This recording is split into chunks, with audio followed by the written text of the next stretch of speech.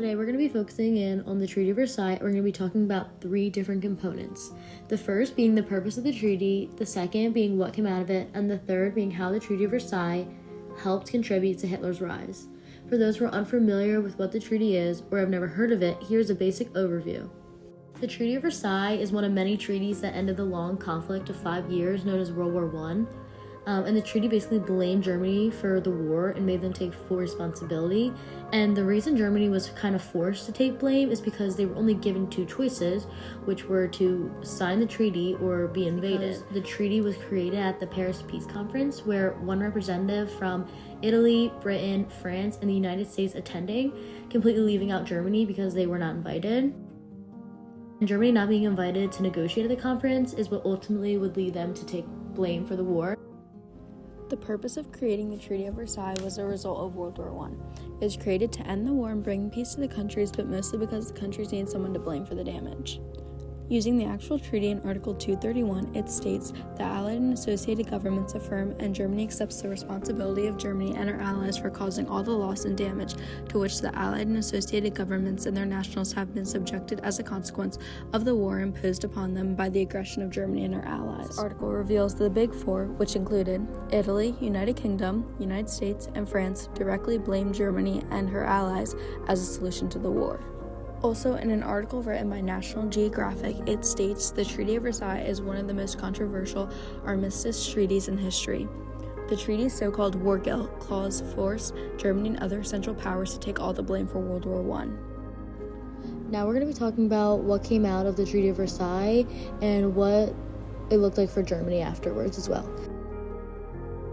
So, as mentioned in the basic overview of the Treaty of Versailles, what came out of the treaty was all bad things for Germany, considering they had to take full blame for an entire war. They had to go through the punishments for everything they were blamed for, even when they did not do it.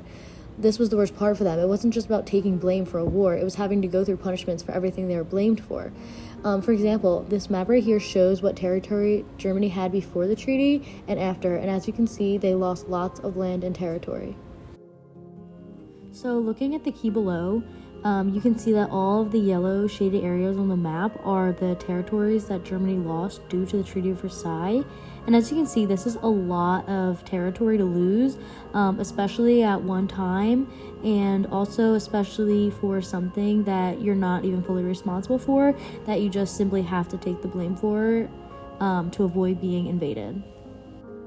One last thing I want to mention about what came out of the treaty is some quotes from a newspaper article and what I think they mean.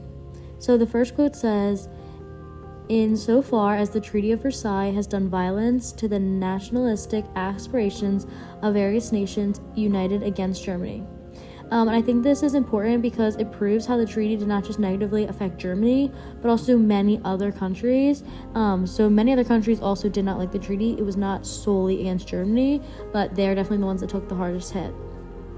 The second quote that I want to talk about is, "It has become a dead letter less than 6 months after it was signed and before it has been ratified by the United States or France."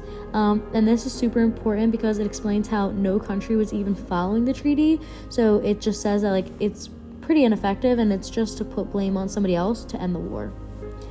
And the last quote is, "Had the United States accepted the Treaty of Versailles without any delay and by a unanimous or approximately unanimous vote, the European reaction would be far different than what it is now."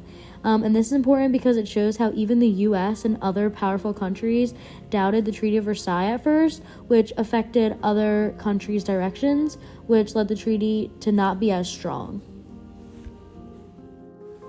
Many people think Hitler's rise and the reason he started what he did was because of the treaty. In this article from Britannica.com, it states none of the defeated nations had any say in shaping the treaty, and even the associated Allied powers played only a minor role. This is important because it explains why so many countries were upset. Those countries did not get enough representation when the treaty was being made, therefore treated unfairly. This article also states the Allies insisted that Germany be made to pay, and the treaty permitted them to take punitive actions if Germany fell behind in payments. This reveals examples to why Germany revolted and why countries did not agree with the treaty. The treaty is also said in years after it was ratified and revised and altered, mostly in Germany's favor. In this political cartoon, you can see there's a person with a hat with the words on it, Hitler's Army, crawling out of a rolled up piece of paper with the words Versailles Treaty on it. The person represents Hitler and Germany being crushed and overwhelmed with everything that the treaty has placed on them and them struggling to get out of it. During the making of the treaty, many things debated and discussed were the punishments Germany had to take. The first thing was that Germany obviously had to pay for all the reparations from World War I. Germany was also forbidden to have any submarines or any kind of Air Force planes. The Navy was all but demolished, the treaty stating Germany could only have 6 battleships and the army could have no more than 100,000 men. Lastly, Germany also suffered by a lot of their territory being taken away by the treaty. All in all, the Treaty of Versailles had a big effect on Hitler's rise and World War II.